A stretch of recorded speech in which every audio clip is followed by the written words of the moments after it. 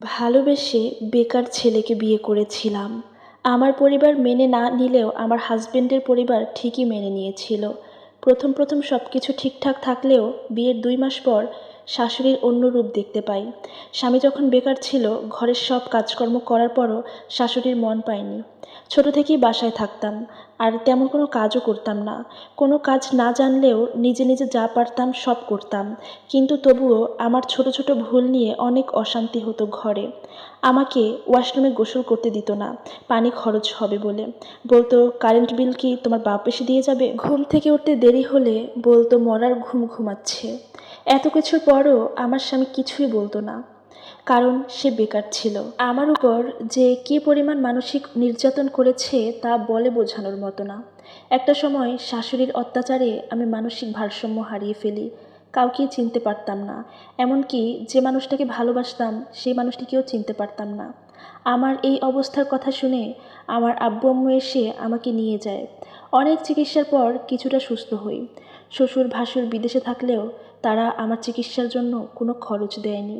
এত কিছুর পরেও আমি তাকে ছেড়ে যাইনি, কারণ আমার স্বামী এই সময় আমাকে কোনো টাকা দিতে না পারলেও পাশে ছিল, কখনো ছেড়ে যায়নি। আমাকে সে বলতো, একদিন দেখবে আমি তোমার সব ইচ্ছা পূরণ করব। আমি নামাজ পড়ে আল্লাহর কাছে সবসময় বলতাম আমার স্বামীকে যেন অনেক বড় একটা স্থানে নিয়ে যায়। আমাদের বিয়ের 2 বছর পর আমার হাজবেন্ড বিদেশ চলে যায়। শাশুড়ি যেহেতু ভালো না, সেই জন্য আমাকে আমার পরিবারের কাছেই রেখে যায়। আমার স্বামী এখন মাসে লক্ষ টাকা ইনকাম করে। সে বেকার অবস্থায় তার পরিবার তার সাথে দুর্ব্যবহার করলেও এখন সে সব টাকাই তার পরিবারের কাছে দেয়, কিন্তু আমাকে সে 1 টাকাও দেয় না। 2 বছর পর এখন মাসে আমাকে 5,000 টাকা দেয়, কিন্তু এই টাকা কখনো হজম করতে দেয় না। প্রতি মাসে টাকা দিয়ে আমাকে খোঁটা দেয়। আমি অনেক কান্না করি, তবুও নির্লজ্জের মতো স্বামীর টাকা নিই, কারণ ওই যে আমি তো মেয়ে মানুষ। ব্যাপারটা এমন না যে সে আমাকে ভালোবাসে না।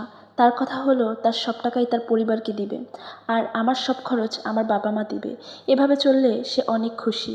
দেখতে দেখতে আমাদের বিয়ের 7 বছর হয়ে যায়। এরপর স্বামী ফ্যামিলি ভিসায় আমাকে সৌদি আরব নিয়ে আসে। এমনই যাচ্ছে দিন। এরপর একদিন জানতে পারি আমি মা হব। আমার স্বামীও অনেক খুশি। সে সবসময় একটা সন্তান চাইতো। সময়ের সাথে সাথে আমার শরীর খুব খারাপ হতে থাকে। এই সময়ে একটা মেয়ের কতটা শারীরিক পরিবর্তন হয় সেটা শুধুমাত্র একজন মাই জানে। আমার স্বামী আমার জন্য একদিন একটা ফল নিয়ে আসে। ওইটা মুখে দিতেই আমার কেমন যেন লাগছিল। স্বামীকে বললাম, এটা খাবো না। মুহূর্তেই সে আমাকে বলে, কুকুরের পেটে ঘি হজম হয় না। নিজেকে তখন সামলাতে পারি। সে যে ভালো খাবারের কথা বলছে, ওই খাবার আমি আমার বাবার বাড়িতে আগেই খেয়েছিলাম। এটা নিয়ে আমাদের দুজনের মাঝে অনেক ঝামেলা হয়। এক পর্যায়ে আমার প্রাণের স্বামী আমার গালে একটা থাপ্পড় দেয়। সেই মুহূর্তেই আমি মাটিতে পড়ে যাই। ওই থাপ্পড়টা শুধু আমার গালেই না, আমার কানেও লাগে। কান দিয়ে রক্ত বের হয়। আমি তাকে জিজ্ঞেস করি, কেন আমার ভালো কানটা তুমি নষ্ট করলে? সে বলে, আমি খাওয়াবো, আমি নষ্ট করব, আমি টাকা দিয়ে ডাক্তার দেখাবো।